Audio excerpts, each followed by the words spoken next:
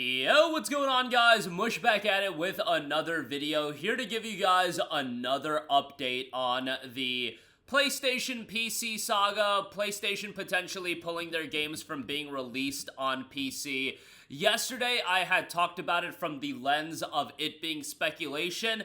It is not speculation. Jason Schreier did come out and talked about it, saying outright it's not speculation, but sometimes topics come up on the show before I'm quite ready to publish a story about them. More to come soon. Then Nate the Hate, one of the more reputable sources in the game right now, Sony is shifting their PC strategy absolutely. So, I would certainly take this as a pretty big sign that PlayStation is going to be moving away from porting certain games to PC, and the plan is going to be shifting. What I expect is if PlayStation continues to do third-party deals that end up being like, you know, people talk about them as second-party titles, Stellar Blade, Death Stranding 2, those games are going to end up on PC. Marvel Tokon Fighting Souls, whether it be right out the gate day one or on a bit of a delay. I know people are bringing those games up as like, how can this even be true if those games are coming to PC?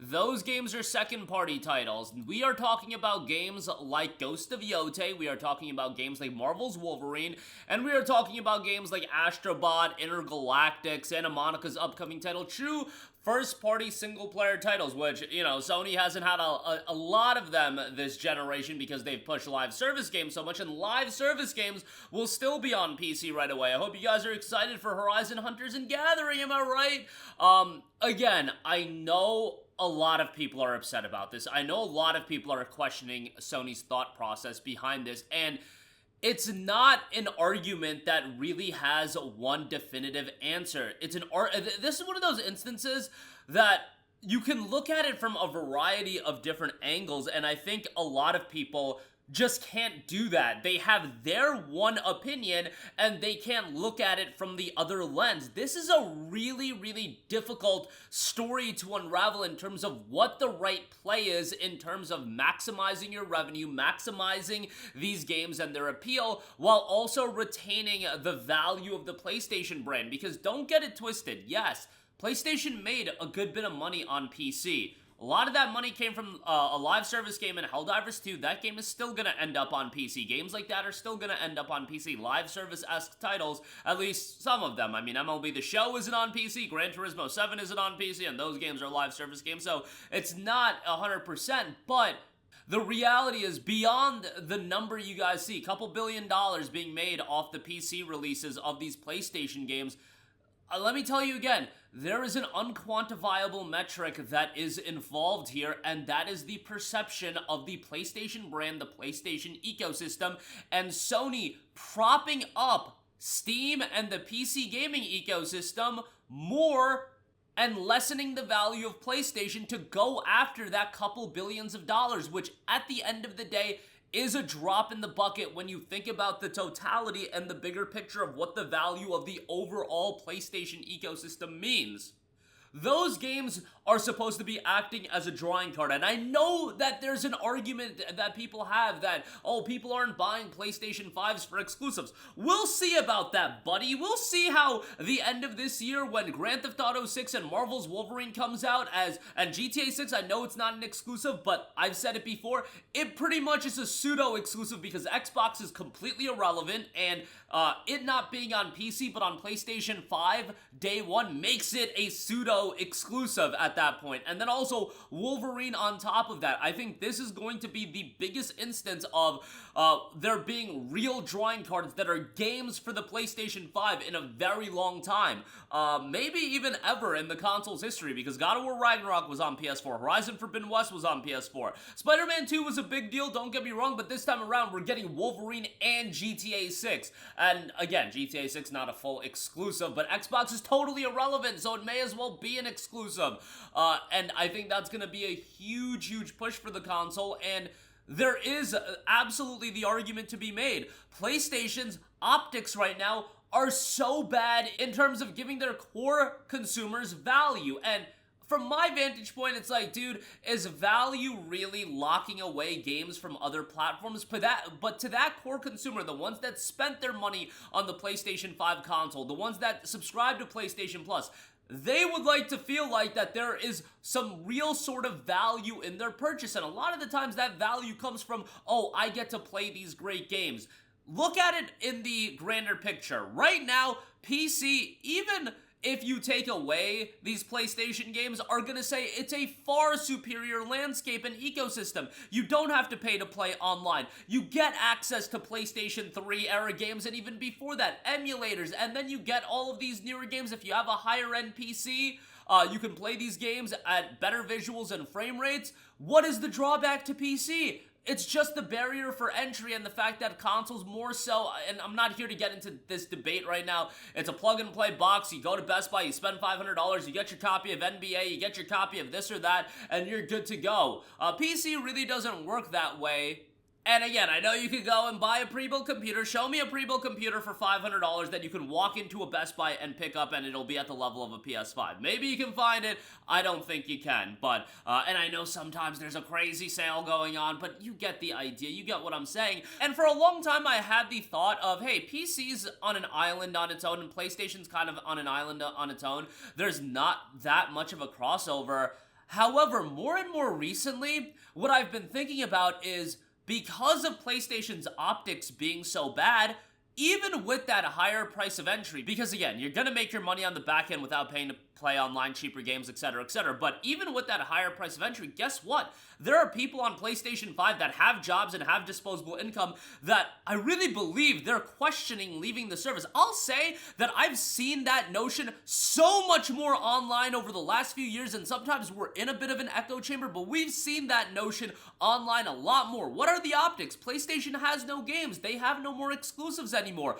I really think it would behoove PlayStation to kill that rhetoric and that optic and that perception as soon as possible. Yes, selfishly, I want all of these games on all platforms, but can I understand why PlayStation would go this route? Yes, I absolutely can, if now you do feel a little bit threatened and you're also worried about the perception of your platform. And you can make the argument, hey, Xbox is doing terrible. It doesn't really matter how PlayStation is doing from a perception standpoint. People are just going to clown on Xbox. It's not about PlayStation versus Xbox. We cannot have Xbox as the barometer of doing well. Xbox is a train wreck. We all know that. That's just such a awful way to go about anything in life if you doing well is based on the barometer being set so low that, yes, doing the bare minimum will get you past that. Like, no, that shouldn't be what you think about. You should look at the landscape in totality, and right now, I do think there is this worry that, hey, we're gonna lose a lot of people to PC if we keep releasing these games, and if nothing else, you gotta shift the perception on the platform. Well, you don't have to do anything because PlayStation's gonna make money regardless, but in terms of the best play possible, you should try to change the perception of that platform. And I do think having God of War, Horizon, it shifted that PlayStation 4 appeal of having all of these games. You take a lot of these games and put them on PC, and then you also don't release as many games because of the live service push, and you're releasing a lot of trash, you're icing a lot of studios, you're closing studios.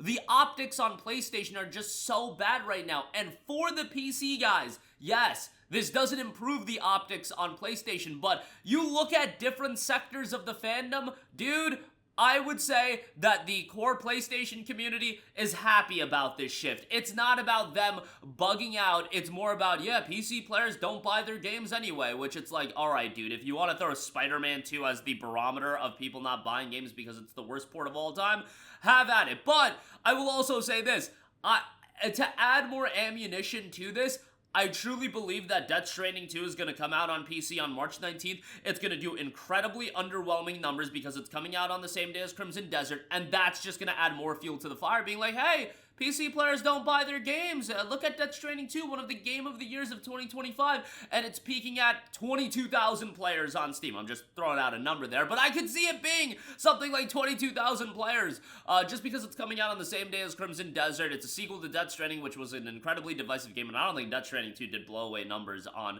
PlayStation 5 either. I love the game. It was one of my favorite games of 25, but I don't see that game doing that well. Maybe I'll be wrong about that. I would love to, because again, I love that game, but I do think that's going to give them a little bit more ammunition on that as well. Again, it's not about what I like. I've also said before, I understand why Sony went the live service route. I can comprehend their reasoning. I can comprehend their reasoning a lot when it comes to this, because I really think more than anything right now, for PlayStation and PlayStation operating selfishly, their number one priority should be to shift the perception on PlayStation right now. It should be course correcting for your core consumer base, and then after you do that, we can have this discussion again. But I think continuing to release your games on PC lessens that perception of the platform. And I see the images on social media all the time. Oh, another one gone. Here's how many PlayStation exclusives are really left, and we're talking about true exclusives. It's like Yote and Astrobot, and there's GT7 and games like that, but and Demon Souls. But in terms of Ragnarok, Forbidden West, Spider-Man, all these games ended up on PC, Stellar Blade, so on and so forth. And I think the Stellar Blades, the Rise of the Ronins, obviously, and Death Stranding 2s of the world, they'll still end up on PC because they're second-party titles. It's those first-party games, which, to be fair, first party's kind of cooked these days on PlayStation anyway, but that, again, shows you that they have to shift the perception of it. They have to course-correct a bit, and I don't think we'll see, if PlayStation does course-correct, if they do decide to do more single-player games, you're not going to see the fruits of that labor for 5 years. Like, that's just what the development cycle is. They literally just shut down Bluepoint, so I'm not getting my hopes up on that end either, but we'll see how it all turns out. Looks like there's a lot of validity to this story. Let me know what you guys think in the comment section down below. At the end of the day, PlayStation games, while they are nice, I think to the PC audience, it's not going to shift them in absolute droves, but if ever you were gonna get people to buy a PS5, Wolverine and GTA 6 would certainly be the one opportunity to do that. But I think more than anything, also, right now, it should be retaining the investment from your core consumer as well. That's more important than anything. But that'll do it for me. Let me know all of your thoughts in the comment section down below. As always, thanks for watching, and I will catch you guys in the next one. Peace out. Hey, what's going on, guys? Mush here again. Hope you enjoyed the video. As you guys might know, YouTube's notification system is sometimes a little bit wonky, even if you're subscribed to the channel. Maybe you're not abundantly aware that I uploaded a video. To remedy that situation, make sure you hit the bell notification button. This way, whenever I upload a new video, and I try to upload as consistently as possible, you will be notified directly of the upload, and you can watch it as soon as it goes live. I would really appreciate if you guys hit that button so you can stay up to date with all of the content I'm posting. But as always, guys, thanks for watching, and I'll catch you guys in the next one. Peace out.